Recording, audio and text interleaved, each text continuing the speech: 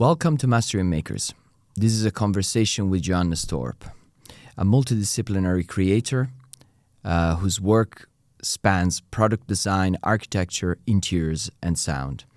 He's also the former group creative director of Bang Olufsen, one of the world's most storied design-led brands. Johannes' work is not about decoration or surface aesthetics, it is about experience. How environments feel, how sound inhabits space, and how creativity becomes a lived human language.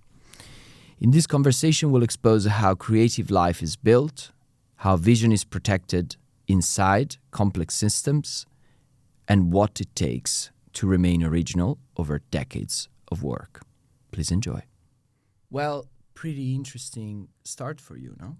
Sort of out in the world, sort of growing up initially in a hippie commune. In a hippie commune, yeah, exactly. How was it?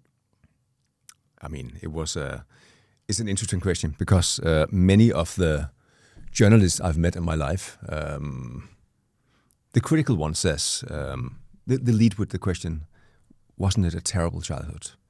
You know, that's if you want a drama, right? And then you have the other ones who said, it must have been a great childhood. And reality is, children don't think about the circumstances they're in. They trust the process, just as a grown-up should be more, doing more. So for me, it was great. I was playing most of the time. I was climbing trees. I was building caves. I was doing... Exploring, right? Many different ways. Absolutely. And playing music and modeling things with Play-Doh and clay, and because it was like one big play. So, I don't think you can actually have a greater childhood as a play thing. But unfortunately for most hippies and hippie communes is that there is also a bit of alcohol and cannabis involved in most decisions of life. And that meant that when I was, approximately 12 years old, I was, kind of looking in the crystal ball and seeing that, whatever I said to the grown-ups, like, hey, let's do something, let's make a band, let's create something. It would be, tomorrow. Tomorrow, yeah. And when you hear tomorrow, continuing by a daily basis, then you realize that tomorrow is never. And tomorrow never comes. Tomorrow never comes. So at age 12, I said arrivederci, and I moved to Copenhagen. It was not actually, it was surprisingly little negotiation with my mom because she knew she's an artist and a very sensitive soul. Yeah. And she knew her decision to move to the countryside when I was only 3 years old, and then move to this hippie camp when I was 4, because it was interesting and spiritual and stuff like that. She knew that it wouldn't last. Your mom was Danish, right? Yeah, she's Danish, yeah. And your dad was Irish. Irish, yeah. That's why, That's pretty interesting combo. I have the leprechaun. Yes. Well, you see Irishmen traveling around the world everywhere. 100%. Only using their guitar to make women pregnant. And they do that all the time. It's just bring, pregnant. I mean, if there was 5 Irishmen here, they would probably even make you pregnant, right? Well, that's probably the case. Yeah, it's the case. Well, I'm being Italian, we bond with the Irish. I think at least in actually you do. Yeah, that's true. How many sort of families are sort of Irish Italian in New England or in America? Oh, a lot. Yeah. A lot. So that's. I don't think and it's not just religion. I think there's some sort of like interesting sort of chemistry between the two. Similarities. Yeah, the similarities because they're wild. Yeah. Yeah, the Irish are wild. Have you been to Ireland? Them many times. Many times, yeah. Yeah, I love Ireland. If anything, it's weird that Ireland is placed where it is placed. It should be in the Mediterranean. Yeah, it should when be. you meet the people. Yeah, exactly. When you meet the people, they love life more than anything. Yeah. A funny anecdote with that. My sister and I, we went. Our dad passed away around 20 years ago. Yeah. And at that time, I've never been to Ireland because it was kind of a complicated situation. My dad and my mom he only played guitar a couple of times, and then all of a sudden, she was with child. She was with child. Yeah, exactly. And he was 22 and she was 33, right? So, and he was Catholic, going Buddhist, and he just arrived to Denmark. So she didn't really tell him before she met him in another hippie commune in Greater Copenhagen called Christiania, where she came with a big stomach and he was playing guitar. in front of some women. And he was like, "Hi, Patrick. By the way, this is your child." And he was like, "Bring," on the guitar, and basically disclosing that he was becoming a father. But she was like, "Don't worry, I'm not going to put you up as a father. Yeah. I just, I'm 33 and it was time, so don't worry about it." And he was like, "Don't worry about it." So she took that liberty just to, take the guitar playing into the next level, which I'm happy she did, because otherwise I wouldn't be sitting here today. And that's where you inherited your musical genes, I suppose. My musical genes, yeah. But the funny story about Sidetrack. So my sister and I went to Ireland, to a small village called Belmullet in the middle of Western Ireland, like a lobster town. But with, lobster town, but not with money, right? As many of them are there. And our dad always said, when you go to the local tavern, people will recognize you. And we were both like, yeah, right. We went to the local tavern. And what happened? Quiet. And then within 2 minutes, somebody came, "Are you the Riley kids?" I was like, so good. That's impossible. So good. So good. I heard of these sort of scenes where, sort of second or third generation Irish sort of Americans go back to the little town, and actually people know. Yeah.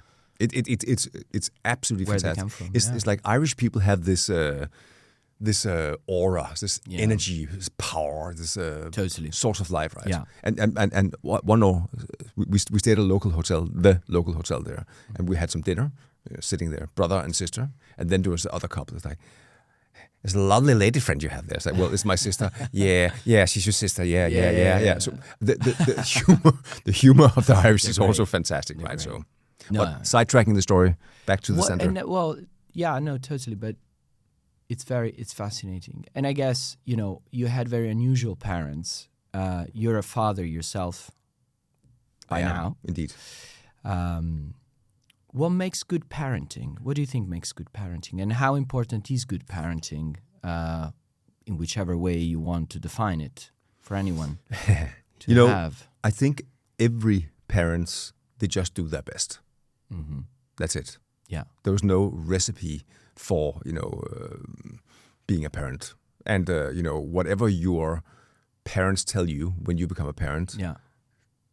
Pure bullshit. Yeah.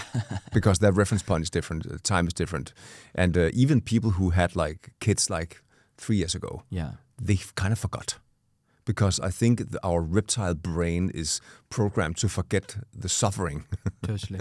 of waking up every hour at night, and especially the female suffering. It's tremendous how a woman can forgive being woken up nonstop, giving birth, which is one of the most insane things, in life, which is a pretty normal thing, right?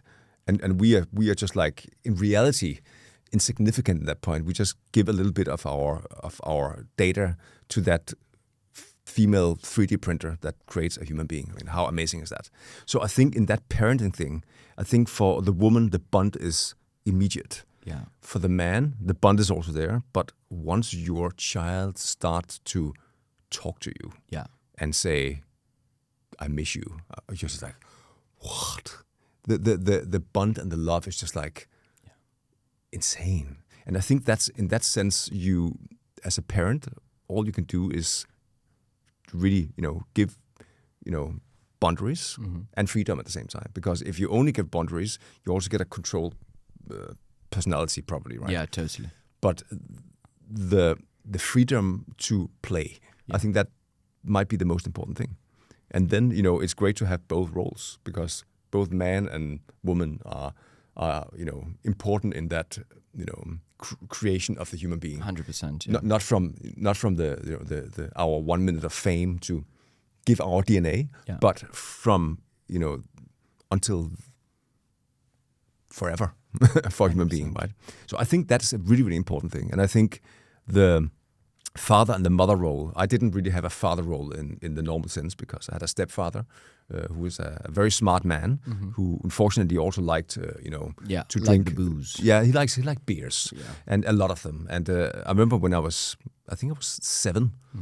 My other little brother, he got born when I was 7, and he was drinking still. And at that time, I started to notice No. Is that normal? And I said to my mom, I think John, his name was John, is drinking a lot. And she's like, no, he just likes a beer once in a while. And then I said, is 15 beers a day once in a while? and there you kind of... statistics can be bent. They can. Yeah. And I think, in framing that also, the whole childhood where you're not supposed to see that. No. That's not normal. Right? No, it really isn't. But I think, on the other hand, that also made me independent incredibly early. And that's so why, interesting. That's why, moving away from home at 12 was, to me, a normal thing. Because, what am I doing here in a hippie commune, when I can be the best drummer in the world, or I can change the world, I can change myself. And it's interesting because the call to adventure can start in many different with many different backgrounds when it comes to sort of, your family setup. But whether it's in a hippie commune or it's in a golden palace with, it really doesn't matter. There is some sort of discomfort that, you feel, and you want to affirm your soul, personality, and then you take the journey. You're out, and you are, and you go. Yeah, that's it. And then you bring whatever your parents have given you, right? Yeah. So that's also when I think about my own daughter. I would just give her as much as I can. Mm-hmm. With all my weakness and my whatever I carry, and then it's I think it's very important to be mindful of the disadvantages you have and understand it. And I think coming from where I come, I spent a lot of time in therapy, not because I was like crying and yes, but because I'm very interested in self-discovery and the human brain. 100%. What gives us the power we have, or the disadvantages, right? Isn't it funny? We spend so much money to explore the space and the depth of the oceans, but we don't really. We're frightened to explore our, the space in between our 2 ears. Yeah, if everyone had, an hour of therapy a month. Oh my God, the world would be a better place. Oh my God, and a massage. Yeah, and massage are life-changing. Maybe once a week for the massage, and then 1 hour of therapy a month. Then not that therapy isn't life-changing, but massages are also very underestimated. Indeed. Let's go back to play. Like, how important is to allow self-discovery for kids, for young grown-ups, teenagers? I don't know. But just in life in general, at any age, I suppose. I think play is kind of the essential tool of discovery that we all have as a kind of as maybe our first recognition of success. Yeah, is that you play with your friends, and you play games, and sometimes you win the game, or you play music. That's also playing, right? Yeah. And all this kind of discovery in life is incredibly fundamental for human happiness, right? Yeah. And I think for myself to get friends, because when I was very little, it was first in Copenhagen, and then first in Christiania, which is a hippie commune in Greater Copenhagen, which is, if you haven't been here, is worth to visit. And now it's not dangerous anymore. It used to be gangsters and rockers, Hells Angels, controlling it, but no more drugs. So that's really nice. So it's just a bunch of hippies enjoying, no tax in Copenhagen.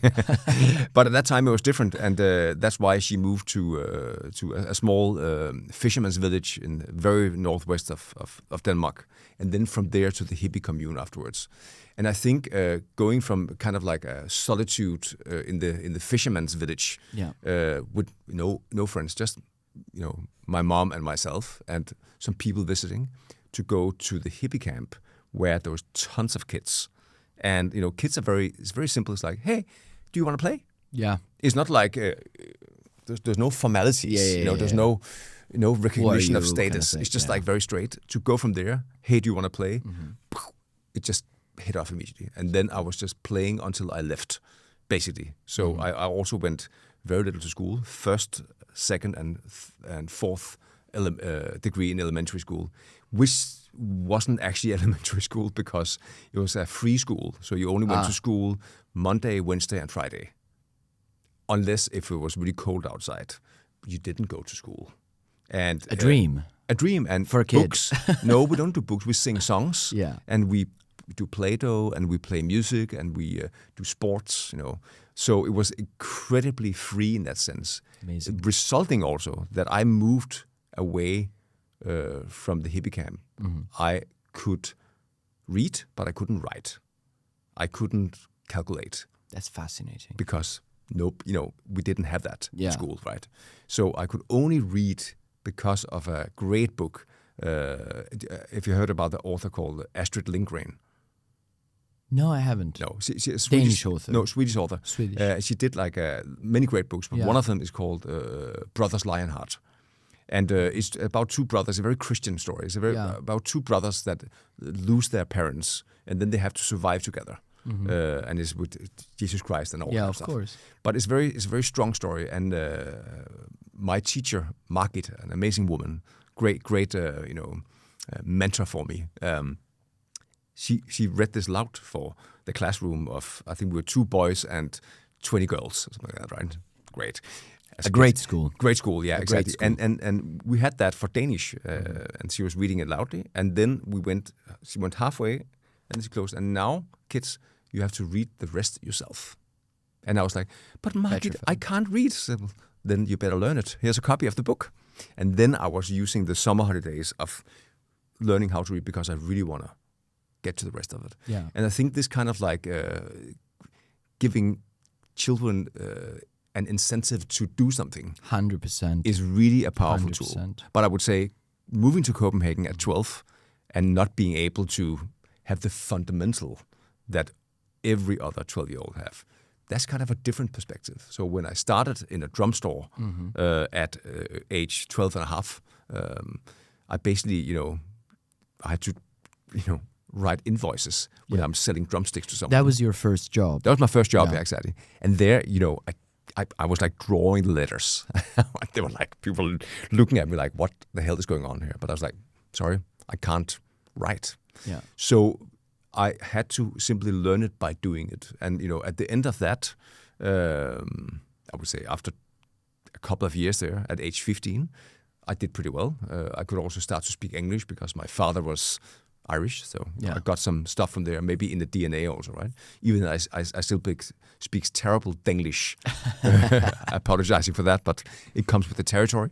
I would say at that point, I also got bored with working in a drum store. I played drums with a lot of bands and I was always fascinated about lighting design, because lighting is maybe one of the most fundamental things for people. Totally. The meaning of light, and from the first candle light, 100%. hundreds of thousands of years ago, to the LED lighting that is illuminating us now. I mean, the time and space for light and its opinion is incredibly important, right? And so I created a lighting design company called Fat Fish Lighting Design. Great name. Great name, right? And it went very successful. Actually, it took off, and I started to tour with all the bigger Danish groups as a lighting designer. And then it became more television and theater and big festivals. And at age 19, I was kind of coming to a pace where I couldn't really move it any further. Because if I wanted to do that forever, then you're just touring around, which was not very interesting. I already did all the greatest bands, and I did all the technology with moving heads and scanners. All this. You felt that you accomplished what I accomplished what I could do there. That vessel could allow you to do. Absolutely. So I sold that and got my first big check. And then I bought a Macintosh computer. I started to do graphic design. When was that? I've been 19 years old. So pretty young. Yeah. That's 250 years ago, right? So I was a very young man. It was already one of those color Macs with, was the first Macintosh, I guess. No, it was not the first, but it was very fast. It was the fastest computer you could buy at that time, but it was very, very slow. So it was really slow. But for me, it was wow. And then from there, I started... Bicycle for the mind. Yeah, but exactly. So I started to graphic design very intuitively. Never tried before, but how hard can it be? Pippi Longstocking, right? Yeah, of course. Yeah. So there was one scene with her where she's like flying. It's like, I've never tried this before. Yeah. I'm sure I can do it. Sure. And I kind of like that. It's kind of like it's a bumblebee. The wings are too small for it to be able to fly, but it still flies, right? You go back to what we said before, the play and the fact that you were allowed that liberty early on, and your brain was kind of, I'm speculating, I guess, but your brain was kind of primed with the idea that, screw it, let's do it. Yeah. If you feel drawn to try something, you just go for it. Absolutely. I guess also when you don't have a choice. Yeah. And I think when you come from a place where you have no education, and all means you have is your creativity and your willingness to do stuff. Yeah. Then you kind of have to do it. And I had no choice. Yeah. I mean, I could either do what many other in my situation would do and lean back and let society, catch me, and then I could get a job somewhere. But I always had this urge to do more and create more and share. Yeah. Because sharing, and I think that's also what you learn in a hippie commune, is that sharing is a very important thing. As a community is very important. So I always had the urge to share with other people what I could do and inspire them to do the same. Sometimes always I put my ambitions on other people, which you cannot do, right? But maybe if you can give them a bit of inspiration, you can elevate them. You said something that is super interesting. It's like putting your ambition onto other people. Mm-hmm. And I think that a lot of, if you are someone who's very much trying to better himself, to sort of improve oneself, whether you are ambitious or not, but you have this philosophy that wants to sort of like, push your boundaries. Yeah. You have to be careful sometimes that not everyone in your life who you love, it's sort of like primed in the same way. Exactly. And you have to be mindful and respectful of that. Yeah. I think that has been complicated sometimes because I always want people to do better. Yeah. Right? And I think both when it comes to family and it comes to friends as well. And maybe also sometimes you take a personality that already has it's already hurting from childhood, maybe, right? And if you have empathy, and I have, unfortunately, sometimes maybe too much. I can attest to that. Not too much. You have a lot. A lot, right? Yeah. And the empathy is a superpower. Yeah. In one way, and in other ways, it's also sometimes make you accept people's faults. Yes. And try to help them. Yes. Maybe help them so much that it's, you just can't. Yeah. Yeah. And I've done that quite sometimes, where my ambition is, elevating other people. Hey, you could do more. And then people are, okay. And then I end up being the one who is carrying them. Yeah. And then every time I let go, they fall down again. Yeah. But I pick them up again and up and up and up. And at a certain point, you have to think about where do you spend your energy the right way. 100%. And I think that's a very important learning curve for yourself. Yeah. But I don't say you shouldn't do it, because, if you're programmed that way that you can, you should. But at a certain time, you also have to say, okay, it's up to yourself. I can't carry. You have to be respectful of anyone's path. That's exactly it. But as a younger person, you don't know. No. You're like, optimism is like, wow, we can do everything, it's possible. And but I'd rather run a bed rod all day. And I don't want to do that. So come on, let's do it. So you're the motivator. And then you see the moment you stop the motivation, it's like, yeah. And then maybe people will find other paths, right? So I think that to me has been interesting. What you can, how much you can go, and then you might have to move on. Yeah. Well, funny that, your first venture was bringing light into the world, the kind of thing. Exactly. Given such a, sort of proclivity that you illuminating the world. Yeah. Prometheus. What makes great music great? For people who don't know, you have quite a few sort of hits. Quite a bit of music. Yes. Yeah, quite a bit exactly. of music. Yeah. some who have been streamed and listened to many millions of times. Yeah, so, some which is on TikTok now, so irritating because everyone is sending it to me all the time. Like, okay, thank you. I know. Thank you very much. So it's a great. So I think music. It's a difficult question, right? Because it's very much a preference. But I think great music for you is great the moment you hear the first frequencies of it. You just know this does something to me, because music is incredibly emotional. And to me, it's been very emotional, both because of my father's relationship to music as a musician, but also because it was my first segue out of looking at drunk and high hippies. Yeah. I was like, okay, here's a safe spot. I can first I played keyboard and I played bass and then I played drums, and that's what I do still. But I have a knowledge of all the instruments, right? But the drums was like a physical manifestation of music, which I find really interesting. Totally. And also the way that your brain have to, you have to kind of part it in four. You have four, 2 arms and 2 legs that has to work completely independently, which is very interesting because it's like brain gymnastics on a daily basis, right?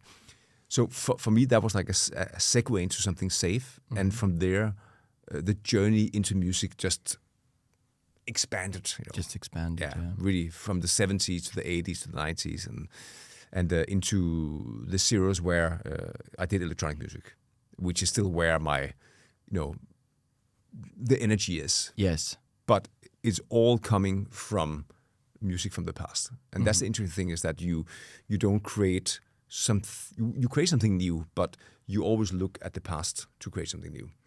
100%. There is that philosophical thing, like there have been so many sort of like discussions and even litigations around originality of music, but can music be original? Like, music feels to me as something so ancestral and so sort of devoid of property sometimes. Well, I mean, it can be, because if you look at history, and you look from, let's say, from the 1800s, where you have the Beethovens and the Mozarts, and even earlier than that,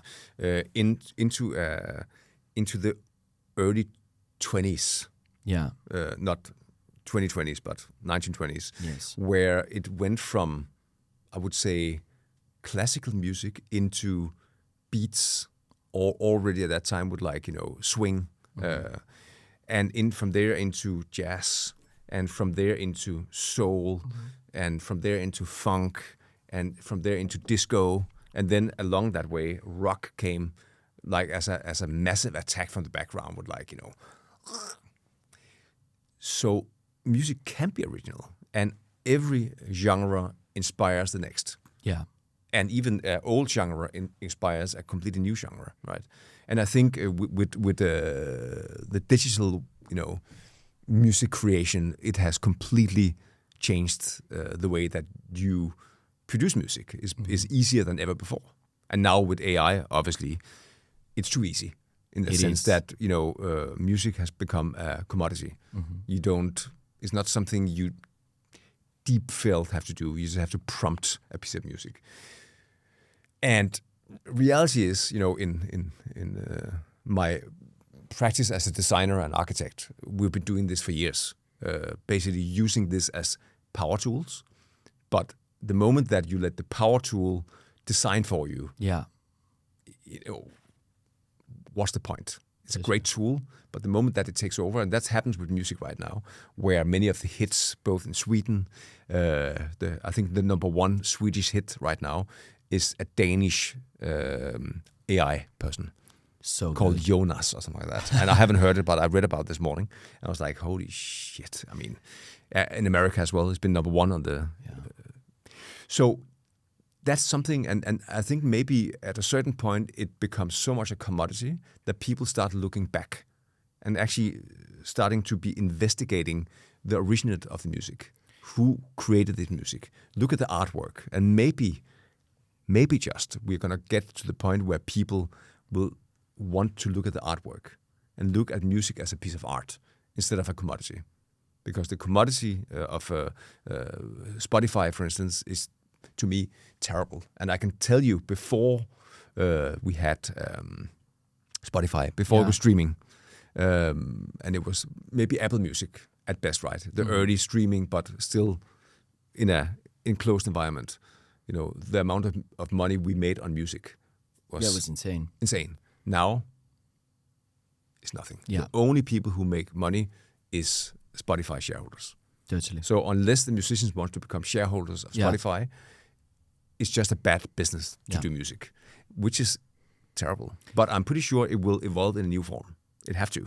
Let's take a speculating guess, because if you remove the economic incentive and also the creative incentive with AI, so which talent will music attract?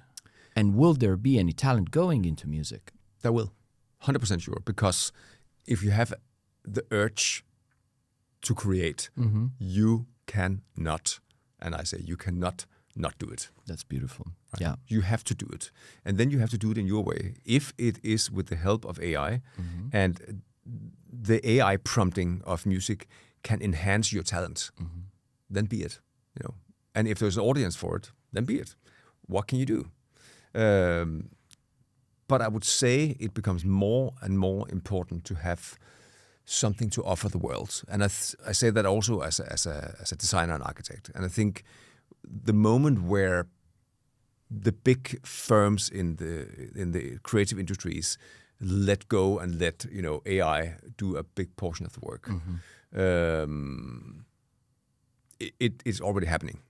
For real in the architecture world, because you can create a virtual architecture studio with 20 members, and just being one person, and then they're doing the work. Your job is to prompt them, and some big architects' names already now say, well, it's a bit prompting. I have 1,000 people, and I prompt them to do what I want them to do, which I think maybe is not an approach I agree in, but that's another story. But I think it becomes more and more important to actually have something to give the world. And your unique perspective to the world as a person, not as an AI person, becomes more and more important. So if you have nothing to offer the world, if you're just scribbling music out, you're not going to succeed. Yeah. Because the people who are better at prompting AI will create better music than you. But if you really have something to offer, because you have something to give the world, you want to bring out, it will come out, 100%. What's your urge to create? Because it took so many different forms, and it's still taking new forms. Yeah. So it's like, and maybe for whomever for the benefit of whomever is not in a creative field. Yeah. Do you think that everyone has some sort of urge to create? And where does that come from? I think we have it in different shapes and forms, to be honest. I think I could probably have been a lawyer, because I'm not putting pineapple in my own juice right now, but I'm pretty smart, right? So I could probably, if I had a formal education, I could have been a lawyer or an investment banker or a doctor or something else, right? Now I didn't. So I didn't go to school. I didn't go to university. I didn't do any of that. I just worked all my life to do something, right? And to create stuff. And I think if more people were brought up like me, free in that sense, you would find your natural path to create. So true. And I think that's a very important thing. And I think many people who come from a childhood where the parents are like, you gotta be a doctor. Are you a doctor yet? No, I'm in grad school. Call back when I'm doctor. This old Family Guy joke, right? Yes. Unfortunately, it's true, because I think there's a lot of societies where the expectations of the parents to succeed 100% is pushing a child into a form, a shape they don't even know. Yeah. And then they become that. They say, now I'm a dentist. Well, did you want to be a dentist? No, I just want to do, I want to be an actor. Why don't you act at the same time? But I have a day job. So it's like, reality is, your childhood is shaping your future, without no doubt. And I had the privilege to play and to do it myself. It's also extremely risky. When I ask my mom now, who's 86, who's still acting artist, and say, so Mom, how could you not put me through education? Well, you didn't want to, she says. And if I think about put it on myself and look at my daughter and say, could I not put her through education? Of course not. Because what would her life be without education? Mm-hmm. So on myself, I wouldn't do what my mom did to me, but it turned out pretty well. Yeah. But you never know, right? So you don't know as a parent. Going back, you never know. But I think everyone has, a creativity in them and an urge to do something. But maybe if if you're not given the reason to explore, if you're if you don't have the need, if you don't have the opportunity, even even life, you have to give yourself the opportunity. Yeah, and that's a reality. Nobody's giving you an opportunity. It's like, Johannes, would you like to be a very successful musician? It's like, yes, that would be great. How do I do it? Already there is wrong. Yeah, that is not a career. It's not something that you're given. It's something that you want to do, and then you do it. And it's been very hard indeed. I mean, I had a lot of hardships to do that. I've been at very tough times where you don't know where it's going to go, but you just continue in a way. And that, I think, if you have a cushion behind you, an education where I can go and get a day job, and it's like a hot pocket. Yeah. I never had a hot pocket. My hot pockets are on myself, and an old saying in Danish is that Danish is more fun. Som at tisse i bukserne på en frostværsdag means to pee in your pants on a frosty day. You get warm immediately, but it will also turn into frost. So it's going to be pee, right? Frozen pee, even worse. You got to take that segue yourself. Yeah. Nobody can force you. So if you want to create, you will create. If you want a 9-to-5 job, that's what you do. That's what you're going to do. Yeah. 100%. Design. Because obviously, lighting, music, two waves, two sort of natural elements of the world. Yeah. And then you went from sort of the archetype to the form, to the shape. The archetype to form, I like that. Yeah. Well, very Platonic, right? Yeah. How was it? How did that all start? And then we're going to obviously talk a bit about the applications of that and the amazing brands you've been working with. But what sort of led you from the segue? It's interesting because the segue, I think, it went from stopping in the drum store, opening up my own company, understanding the physics of business, because it is really physics. It's not about numbers. It's about, how you deliver your message and how you do things that are unique to you, and your offering is unique. My offering as a lighting designer was unique because I was the first lighting designer who can actually keep the beat. And, for music, lighting design in a concert. Yeah. Right now, it's not current anymore because every light show right now, my friends from Rufus de Sol, if you know these guys, great guys, their creative director, he's the brother of one of the founders of the band, and he basically showed me their setup, which is touring around the world, super successful. It is basically the music is prompted to the lighting. So everything is programmed. So the lighting designer is just standing there, and the front of house engineer, sound engineer, press play. And then the concert starts, and everything is programmed. And then the guys on stage, they play on top of it, and it sounds amazing. But there's no doubt that everything is absolutely on point. Yeah. When I started as a lighting designer, there was not such thing. It was basically to use the elements of depth and shadow, of color temperatures, and the first tour I ever did was with a small Danish experimental band with like a star guitar player and stuff like that, and my budget was like £50 per. Yeah. And this was like in 1988, right? So I had so little equipment, and even I had a smoke machine that was very little. And the guitar player, he had like a lot of pedals to his crazy sounds, and one of the pedals was the smoke machine. So sometimes I had like a little flashlight. I was like bling bling to him, and then he was like playing a guitar solo and letting out some smoke at the same time. And Amazing. and for there, I had to change between the break of the music. I went up and changed all the color filters on the light to create the first set was in monochromes and hues from cold light, 6,000 Kelvin to 2,000 Kelvin, which is a candlelight, and you get a lot of interesting thing. And the next part of the set was very colorful, and that's the amazing thing where you can think about design, and then at the same time I can keep the beat. So whatever happens in the music, the lighting is following 100%. Yeah, 100%. 1-to-1, right?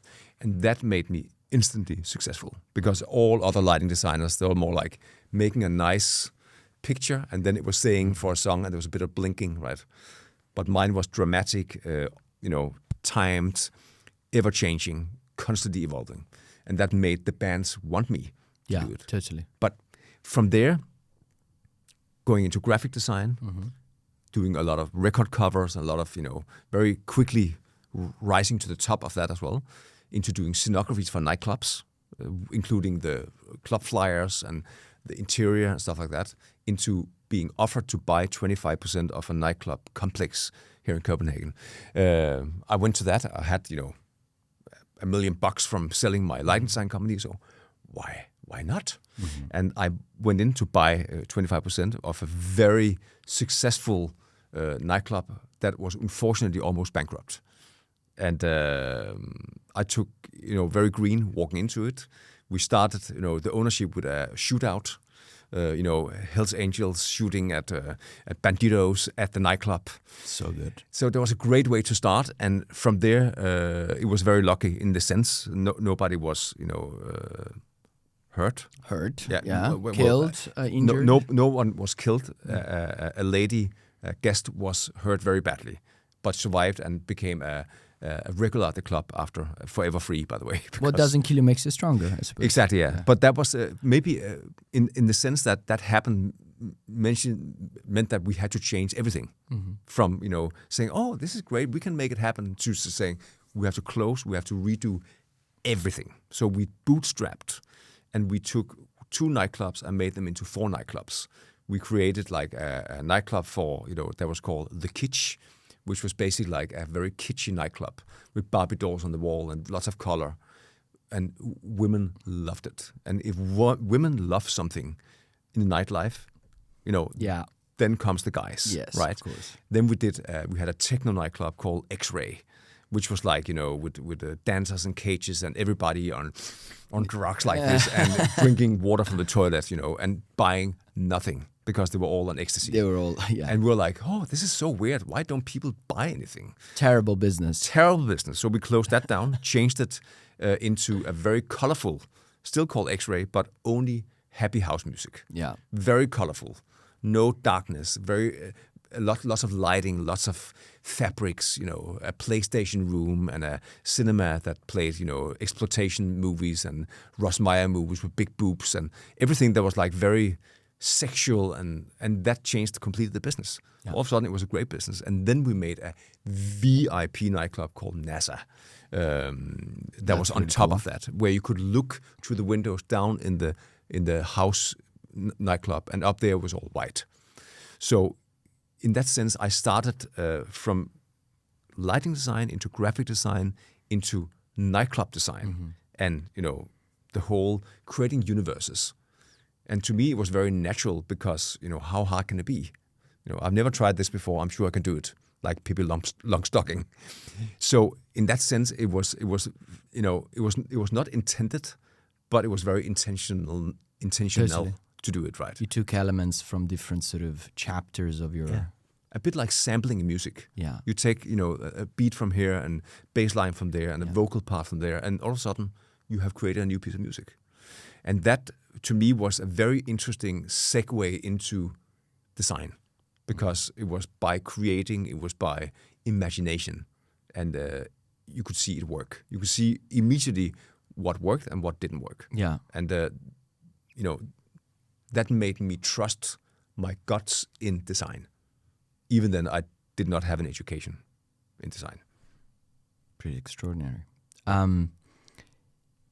The elephant in the room, I guess. Yeah. You've been successful in so many different fields. You've been, exploring so many different sort of businesses, but, there is one brand, I suppose, that you associated your name with, that it's sort of, kind of worldly famous and pretty unique, which is Bang Olufsen. Yeah.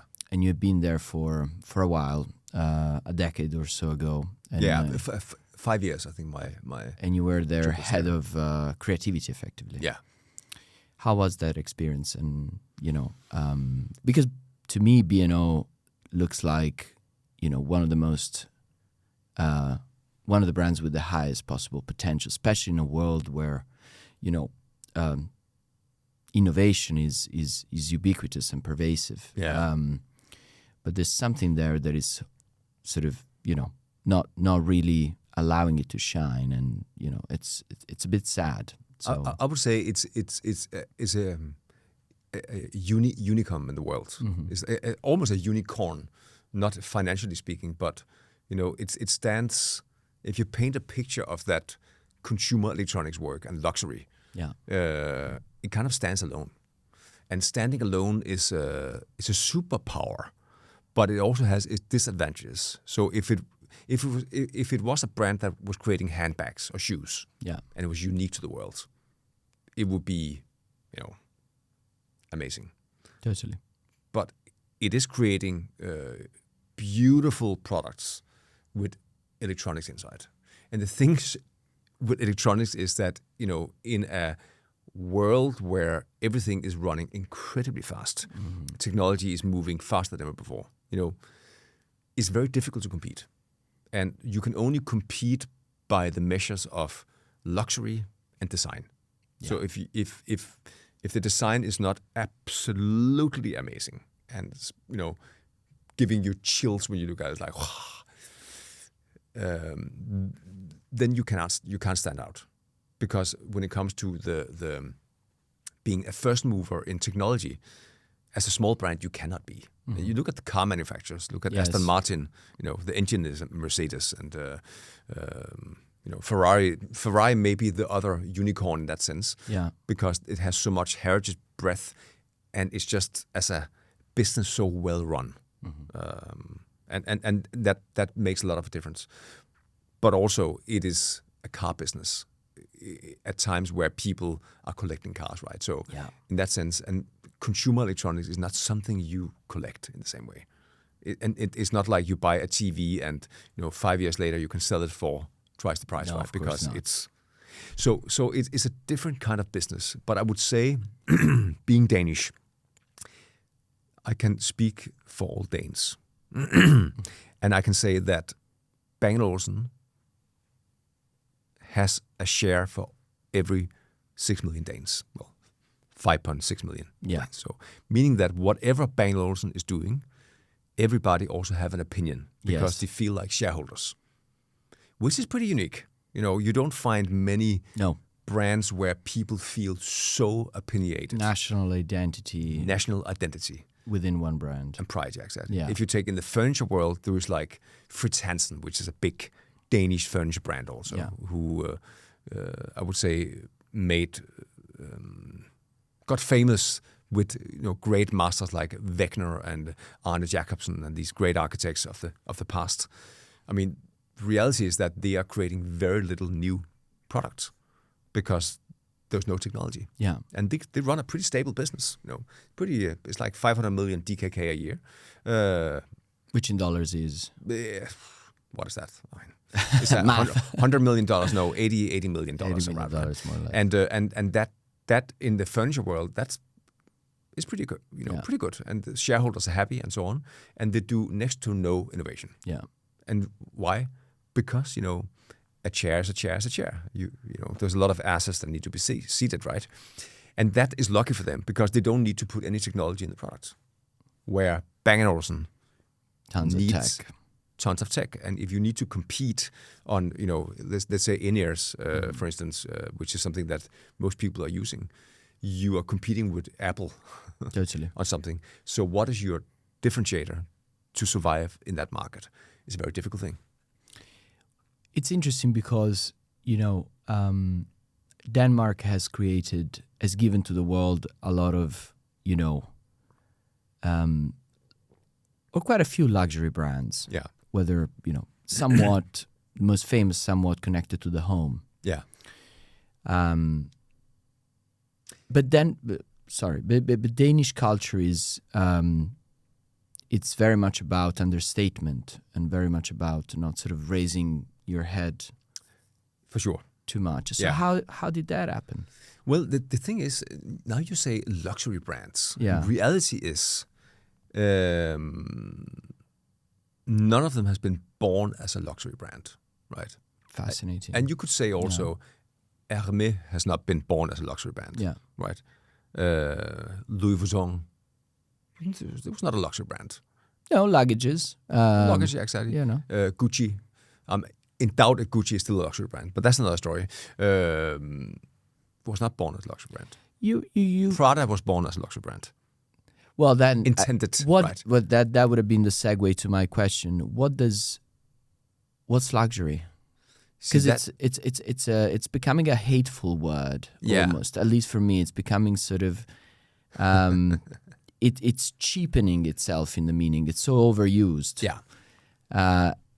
And oftentimes used inappropriately. So, what is luxury today? It is a very good question, because I must admit, if I go 20 years back, my perception of luxury is different than what it is today. Yeah. I mean, you could be very high-flying and philosophical and say time is luxury, right? Mm-hmm.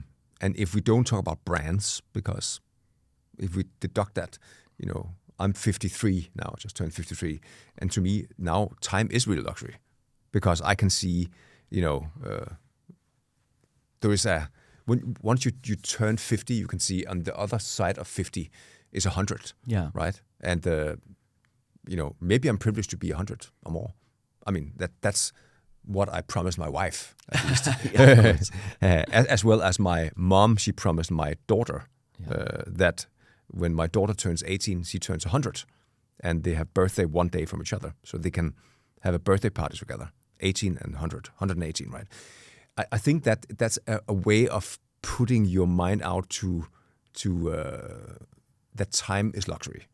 And my mom being 86, she can see her friends, many of them, getting ill or getting sick and so on. And she is, knock wood, super strong and powerful and happy and clear, right? Totally. And that, I guess, is really the luxury of life. But that also keeps back to how people are perceiving luxury. And I think the people who afford luxury afford time, because time is expensive also. Once you have, your career, you made some money and you want to enjoy life. Yes. If you want to enjoy life in luxury, it's very expensive. And I think maybe the segueing into luxury as time perspective means that the experiences that you get from luxury is what you value most. Totally. It's not the goods. It's not like you buy a luxury cup. Oh, it's a nice cup. Yeah. Great. But the eternity it will exist will really create its value. And that's why the brands that has heritage value will be the first ones that can become a luxury brand. Totally. But even then, you make a new brand. It could be in hospitality, in hotels, that gives you a unique hospitality experience. 100%. You have to go to a destination. Everything, you don't have to think about everything. Everything is just wonderful. And you don't think about the price of it, because the experience is more important. Yeah. That will become the future luxury. And that's also why the luxury brands will have to focus more on the experience than on the product itself. Of course, the product has to be impeccably made, crafted and give you a true value of what it's worth. But the experience around it have to be the lifestyle, the big, It has to be even higher, because without the experience, it's just a product. 100%. And then you can show off, look, I have a great cup, but who gives a damn about that? Yeah, exactly. Right? It's interesting because there is something, ancestral and very much sort of connected to our finite existence. Yeah. That, in a way, you find in luxury and defines why we were willing to pay a premium for it. Yes. And it's not just social acceptance, right, or signaling power. Signaling power is a lot, right? It's a lot, Yeah. yes. I think, by and large, we can say that maybe is for the broader general public is the main factor that allows for someone to pay an extortionate price that doesn't reflect the value of what you're getting. But you're associating yourself with a brand that signals your place in the world in a way. Yeah. But what you said about luxury, about time and luxury is super interesting, because the only thing that you want when you already have everything is more time to enjoy it. That's it. And we see all this sort of movement around longevity. Exactly. I see, I look at, even men, we use more skincare. We, fit diet. Oh, yeah. You look like past 2 generations, and it was whiskey and cigarettes, and forget about the creams. They had a great time. Amazing. Yeah, amazing time. Rock and roll, baby. But yeah, I'm very fascinated about this sort of, nostalgia. Yeah. I call it nostalgia, but it's sort of this perception of time that we have, and how we project it into our consumption and spending habits. Yeah. No, so am I, to be honest. And I think that the longevity world right now is interesting in the sense that people realize that being their best self is the best investment, right? So you kind of invest Well in said. Yeah, you invest in yourself on another level. I just wish that people also invested in their brain, not only in their body. Yeah. Because the brain is a pretty important part of this. I've been told, yes. Yeah. And you can see a lot of movement that is spending more time on getting hacked and getting strong than getting strong-minded. And I think hopefully the next longevity trend is not only to stay, healthy and longer and becoming older, but it's also become smarter. Yeah. And I think that's really what the world needs. Wiser, maybe. Wiser, yeah, but also smarter in the sense that you work on yourself also, Yes. right? So You improve yourself. You improve yourself, and I think self-improvement, of course, building muscle. I spend a lot of time on doing that, and I can tell you it becomes harder and harder because time and essence and how you spend it. You can fast, you can take all kind of supplements and so on and so on. But reality is that you also have to enjoy, and if it's pure hard work to stay hacked and never enjoy, then also I think your brain get damaged from it. 100%. So I think that's a very important thing, and that goes back to also how we perceive luxury, right? So if buying a really nice watch makes you happy, and you can not for the world but for yourself, you should do that if you afford it. If you want to go Rolex or Patek Philippe or whatever. Yeah, you do it because it's something to you. And I think that's also the luxury of it. That you can buy stuff. You're grown up. You can buy stuff, right? I had several Maseratis because I thought it was an undervalued brand and I love it. And then now it's Stellantis brand, and now it sucks. Unfortunately, they completely destroyed it. But I had it because it was nice. But also at that time because I wanted to show the world that I made something, right? Yeah. And now, to be honest, I don't care. Yeah. I really don't care. We arrived to this studio today in the cheapest Renault, which is a car sharing in Copenhagen, right? And most of my generation would have a big Range Rover or something. But I don't need a car. You know, we don't need a car in Copenhagen because everything is convenient. In California, you need a couple of cars because otherwise you can't get around. So I think it becomes a question of the essence of the need more than the luxury. To me, it doesn't, you know, I don't need to show off because I already at this point know who I am and what I can do. But I offer myself other luxuries, which is amazing food,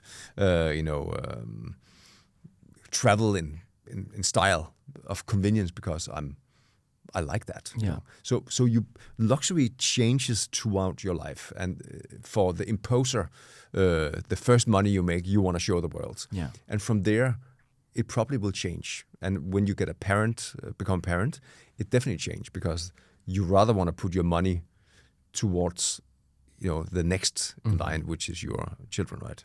And then hopefully the luxury that you have purchased is of a high enough quality for it to go into the next generation.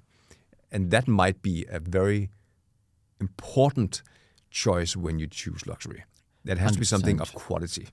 And that is what we're seeing changing after the last, let's say, decade, where we had this, you know, sort of pretty compelling increase in prices, but pretty depressing decrease in quality. Yes. And the younger consumer, or in general, the luxury typical customer across generations, it's kind of getting fed up with it. Yeah. How do you think brands will you know, cope with it, and how you're seeing brands reacting, and who's going to win and who's going to lose? That's a difficult thing.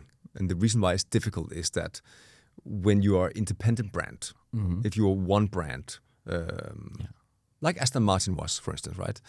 An independent brand and, you know, was more like a coach builder. So it was very much bespoke or even handmade, you know, and polished by a British gentleman who with tea and biscuits, right? Yes. And with all its faults and charms and quirks. And then you take that brand and it goes from, you know, being kind of like a oxymoron in the world of automotive. And then it becomes, you know, acquired by Ford, which is quite the opposite, you know, quite a machine that will, you know, cookie cutter, parts bin, sharing things from here and here. Oh, this is from a Ford Focus. Oh, that fits perfectly into the Aston Martin, right?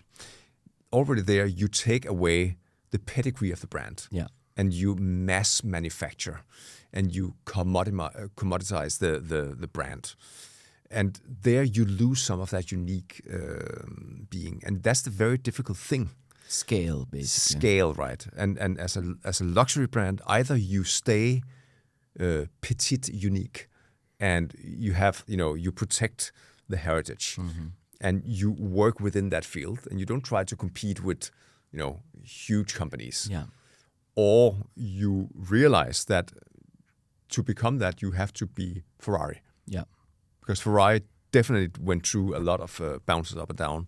Was acquired by Ford and from Fiat. Fiat, and I would say quite successfully survived Fiat, which is not surviving itself now under Stellantis, right? But now understanding that to become that brand, that unicum, you need to constantly evolve within your field. Yes. You should not try to be something you are not. And I think that is a very important thing for the luxury brands. And the moment you are bought up by a capital, you know, a fund or what we call the capital worlds. Yeah, well, sort of big finance. Big finance, yeah. Like there you immediately would be scrutinized based on your performance. Yeah. And if you do artisan and, you know, craftsmanship, it's not about performance.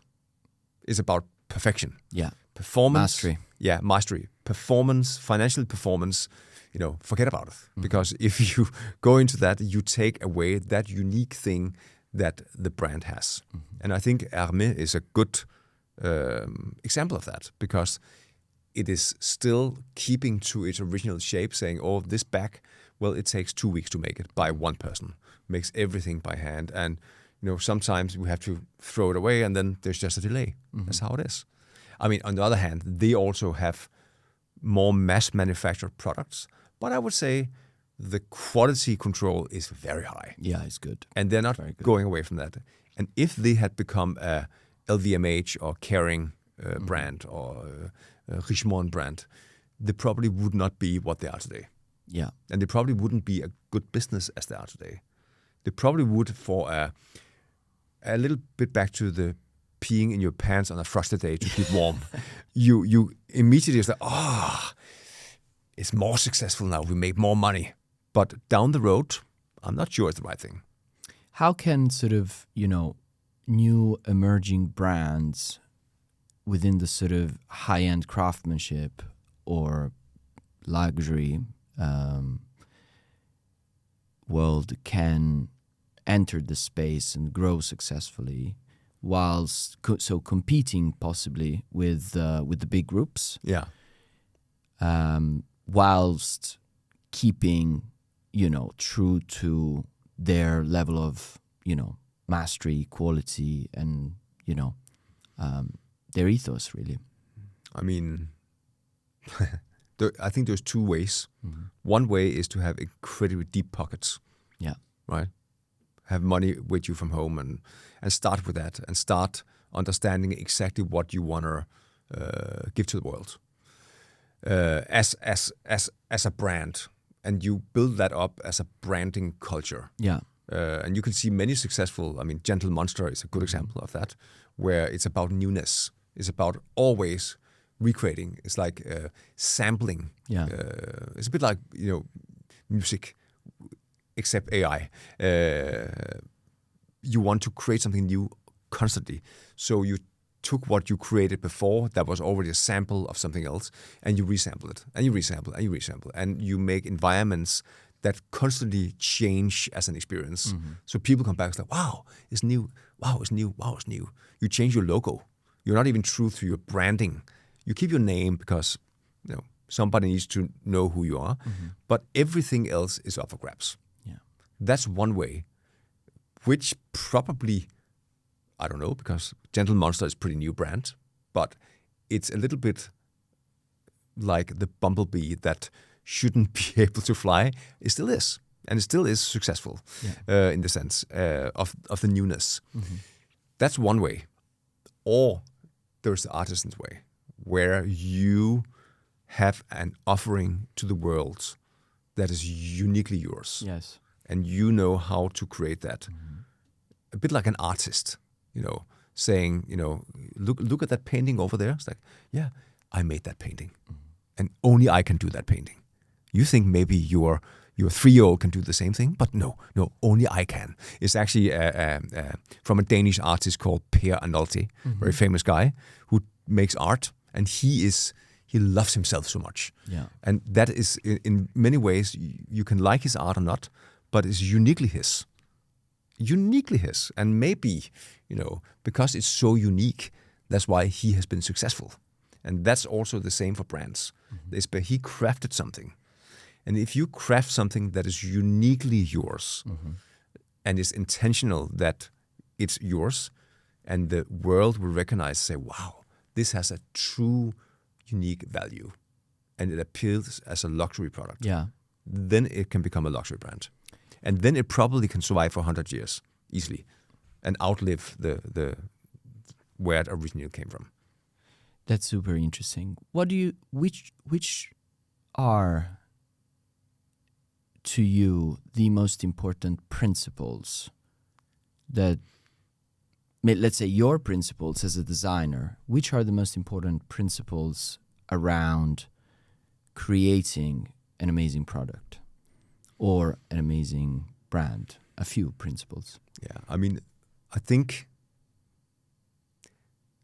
for me it's really a question of always innovating. Yeah. Is always, to look at it in a very holistic way. And I think in our practice, in our studio here in Copenhagen, we have a lot of different people with a lot of different talents, right? And I think what is interesting, most people who come in from higher education as an architect or a business person or industrial designer or anthropologist and so on and so on. Come in with one perception of this is my job, this is the work I do, and this is my profession. And I think my most important role at this point in life is not to be their superior, because I'm really not. I'm still in learning mode, right? My role as a creative is to be a conductor. Yeah. And it used to be a symphony orchestra with a lot of people. Now, after COVID, it's reduced a lot. Most also more to be like a smaller brass band. But I like the symphony orchestra analogy in that sense, right? Yeah. So in that symphony orchestra, you have, of course, only the best musicians, right? But you probably also have a piano player who's a solo piano player, who's a master of the instrument. You have a violinist who is like the solo violinist, who's like a master of the instrument. But all of these musicians will never play proper together without the conductor. Yeah. And my role is to conduct. And my role in anything I do in life is to conduct. I mean, professionally, not in my private life. I'm not conducting my daughter, or my wife, or my mom. But because up there I'm in learning also. But in professional life, I conduct. My role is to take a really big view from the outside and understand all the perspectives, understand the unique talents of each and every personality, and put them together in a way so they play beautifully together. What you obviously run your design practice, your own company. You have been doing that for a while, Johannes Torpe Studios. You've been working on so many different successful projects. You've been designing, spirits bottles, bicycles, hotels, electronics, obviously. Yeah. It's all over the place. Yeah, well, I mean, that's the beauty of it. Yeah. So I guess, what do you learn? What are you not told, and what are the most surprising sort of learning experiences as an entrepreneur, as a manager of people, particularly working on such a variegated and sort of wide-spanning, set of projects? It's definitely that you don't know. Yeah. And I don't know. I didn't go to school, so I don't know. I didn't go to architecture school, so I don't know.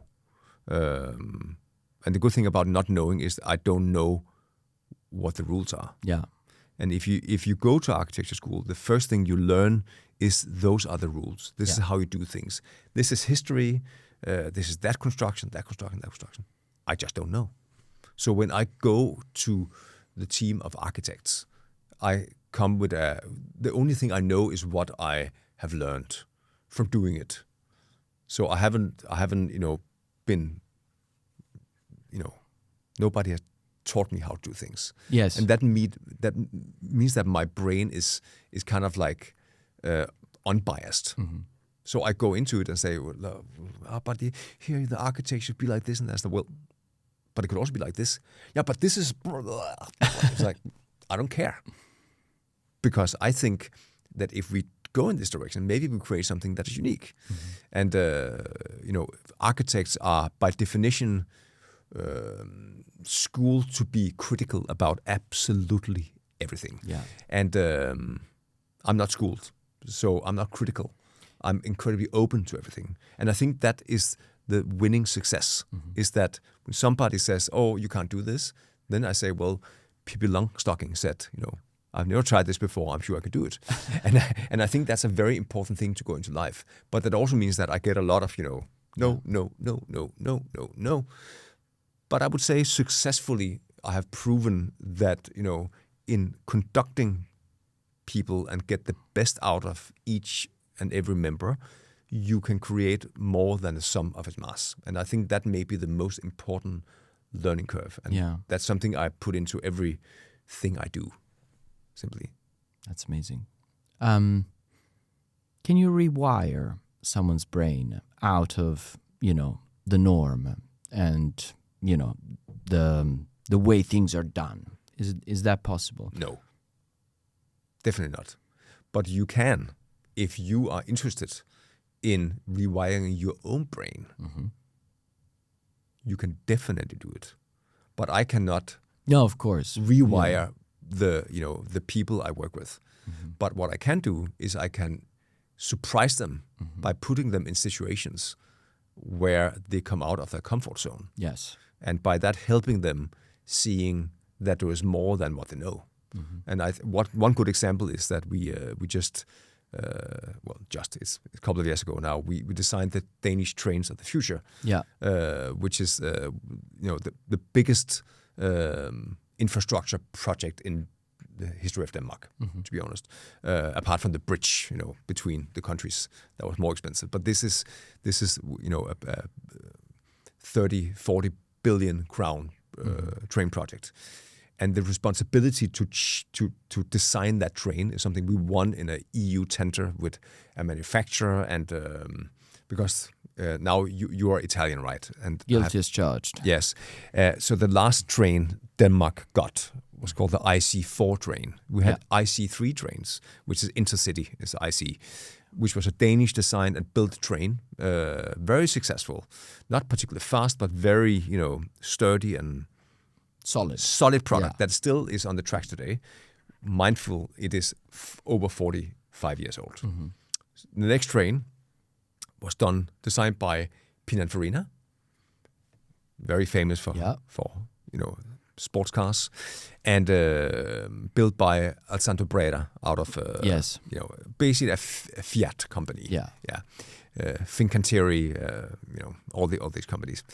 All the usual suspects from Italy. Exactly. And that train, when it was announced, that was in end of the 90s. It was on headlines in all newspapers in Denmark saying the new Danish train is going to be a Ferrari.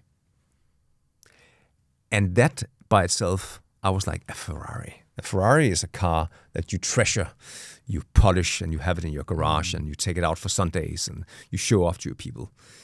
A train should not be that. A train should be the most 99.9% of the time it has to work. So that's a bad statement. And it came out, and it has never worked. There's 100 train sets was delivered to Denmark. Well, I think 20 of them was delivered ever, and some of them kind of work sometimes, and then they don't work. And that was such a disaster. And even, I would say, out of the 100 train sets that Danish government paid for, billions of euros, right? Only 99 got delivered at the end, and one train set was gone, and everyone was like, "Where is it?" We don't know. Mm-hmm. Not before Gaddafi was taken out of Libya, they found out that 99th train was in Libya, given to Gaddafi by Berlusconi as a gift, paid by the Danish taxpayers. Those were the days. That was the days, right? And by the way, it didn't work. Yeah. So with that success criteria, when Denmark have to invest in critical infrastructure, which train is, it has to be something that really worked. So they went into an EU tender, did a lot of work to find the right manufacturer, the right platform, something proven, and it has to be Danish design. Yeah. And we are incredibly lucky to be invited in to this, tender program by one of the manufacturers called Alstom out of France. Yeah. And there was 10 designers in this, doing a sketchbook. We won that sketchbook process because basically when I heard about this train, I said to the team, I want this train. I want this train more than anything in the world. I want to design a train. So we worked for 2.5 weeks to prove that we want to make this train. And what we created in 2.5 weeks is 80% of the train is going to be when it comes out. It's in testing now. Next year it's going to be officially launched. That's a bit amazing. Delayed. And that, I think, because it was so intentional that this is the train we want to give to the Danish people. Yes. This is the mark we want to create on the society. This is the gift we have as designers to give. And that was incredibly sensitive, from the lighting design in the train, to the acoustic elements, to the seat design, to the ergonomics, to the catering, to the surfaces, the CMF of the train, to the shape of the outer train. Not the livery, unfortunately. Danish Railroad has their colors and shape, but the rest we've done. And that, to me, was incredibly important as giving that to ourselves. And back to how can you rewire and help the people you work with to change their mind. So the lead designer and product manager of the train is not Danish, he's Japanese. And he's an architect from our team. He did stop a couple of years ago to do his own practice, but he was a very, very perfectionist. Proper Japanese, kind, amazing, one of the greatest people I've ever worked with. And when we got this project in Wooden House, I said, Suguru, his name is Suguru Kabarashi. Hi. Suguru, you should lead this. And he was like, but I'm an architect. He said, yes, exactly. This is a house on wheels. Mm-hmm. This is something, it can move people. It's architecture that instead of you going to see that one building that you created, you can experience this in all parts of Denmark. Everyone can enjoy your architecture on wheels. And that, I think, is a very unique way of looking at holistically at design. Instead of looking at, I created this design, this is me. No, it isn't. This is not a building. It's not a phallic symbol in a big city. This is something that really uniquely can get out to everyone in the country, can impact their daily life for the next 40 years. That's how important amazing design can be. Transformational, effectively. Transformational, I would say. Who did you got the most impressed with from a sort of all the people you met throughout your different sort of, professional and private experiences? One or two people that really inspired you or really sort of shook you from the inside, and why? It's a long journey to think back on. I probably think that my class teacher in these 3 years I went to school, called Market, who's the mother of one of my friends today also, who I played in a children's rock band with when I was little. Played my first drums with him in their house, actually. She got to accept that who I was, because I was definitely like the hippie child who came to school occasionally, was dirty,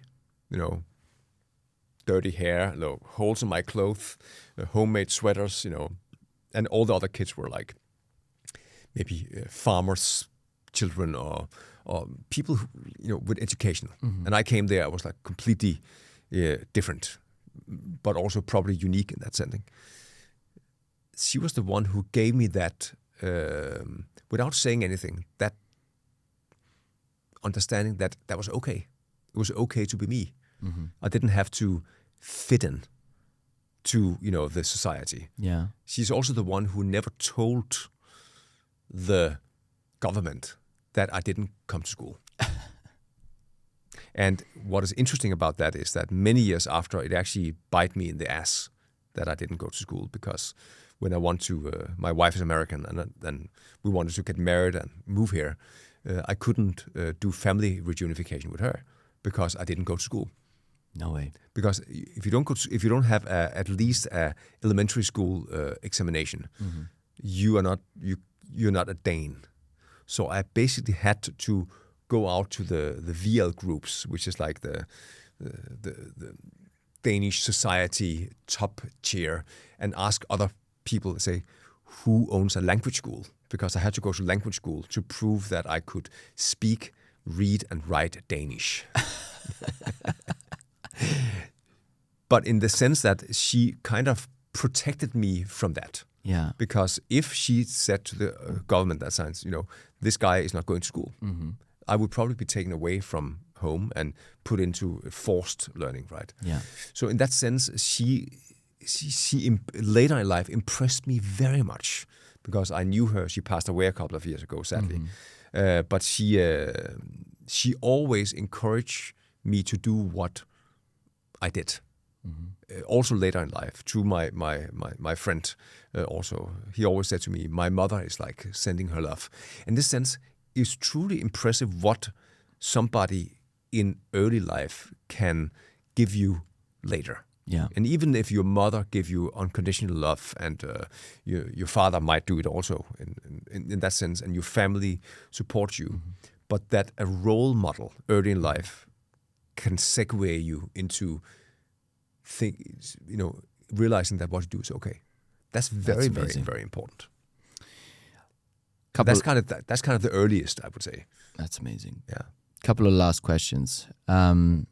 Biggest challenge you had in life, how you overcome it, and what did you learn from it? Or one big challenge. I don't think there is the biggest challenge. There's a lot of challenges. And I think any person that says, I never really had challenges in life, either they are living in a cheese glass bubble or with lots of cheese in it, or they have never, tried. They've never, how can I say it, challenged life. Yeah. And I've challenged life on a daily basis, because if you don't live life, right?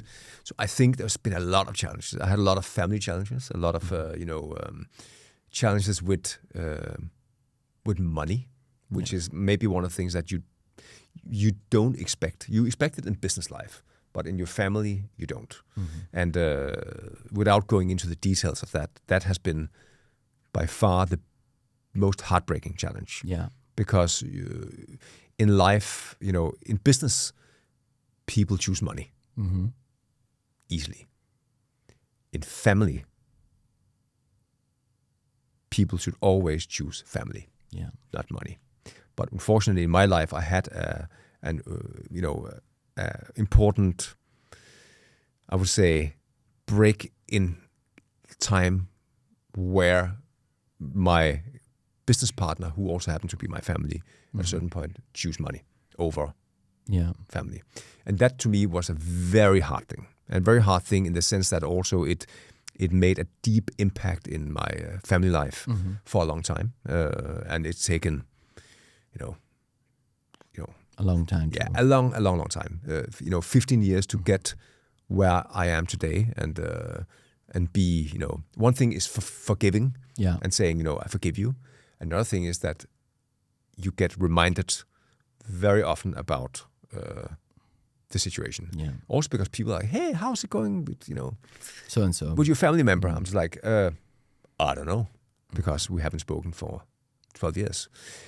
That's a very hard thing. But on the other hand, I have also learned at this point now that money is a really good way to pay stuff. Yeah.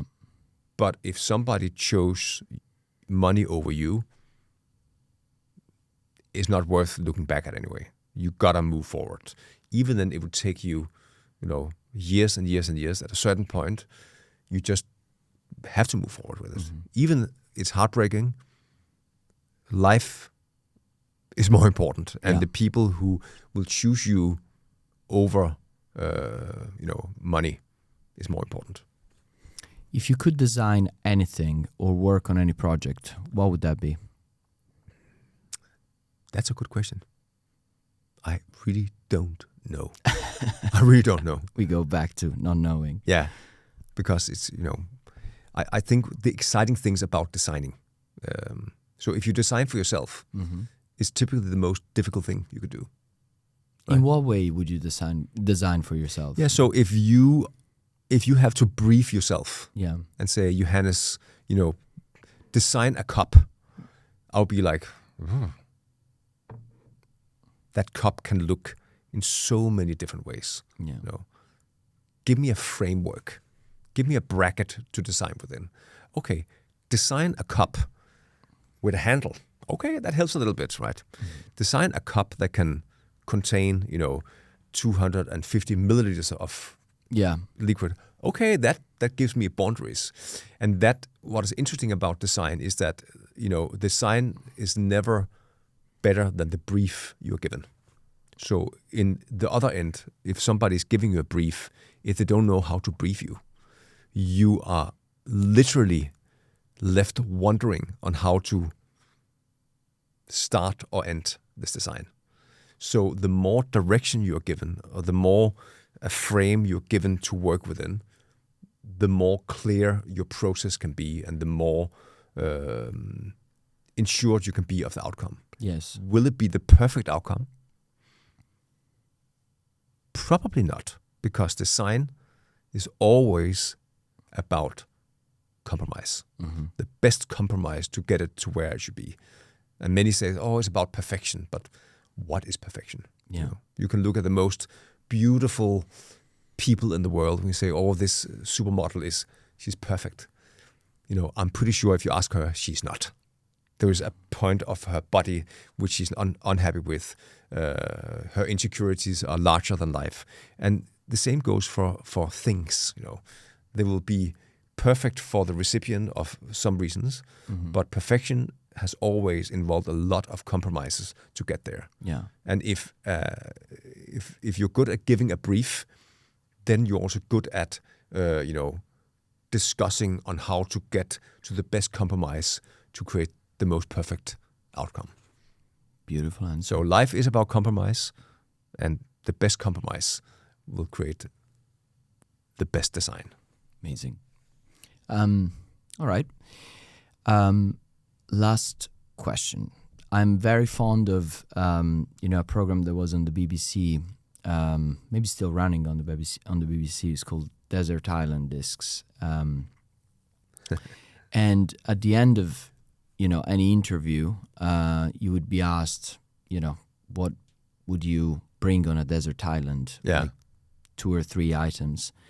Let's bring it into the future and let's say that we're going to explore a different galaxy. Yeah. And you're going to be in your space capsule. Yes. For maybe more than a decade or so. And you're allowed to bring with yourself 3 luxuries or 3 items.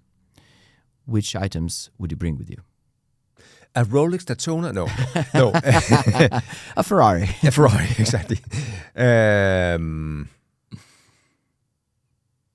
space is not a limitation.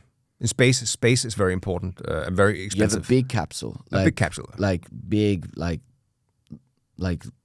proper, like sort of. Yeah. You have space. I would definitely. But you're going to be alone. I'll be alone. I would definitely bring a garden so I can grow vegetables. Will I be weightless all the time? Robots. No, waiters. No, weightless. Weightless. Yeah. No, you will have gravity. I have gravity, okay. Because without gravity... It's a mass, yeah. Your muscles are like that. But I would bring a garden. That's 100% sure. Mm-hmm. And then I would bring farm animals. A selection of farm animals. There I could get my nutrition from in milk, meaning cows or goats, if you like that, or sheep, depending if you're really advanced. You may have that. If you're more Greek. Yeah. And I will, of course, bring chickens. I might even bring an alpaca.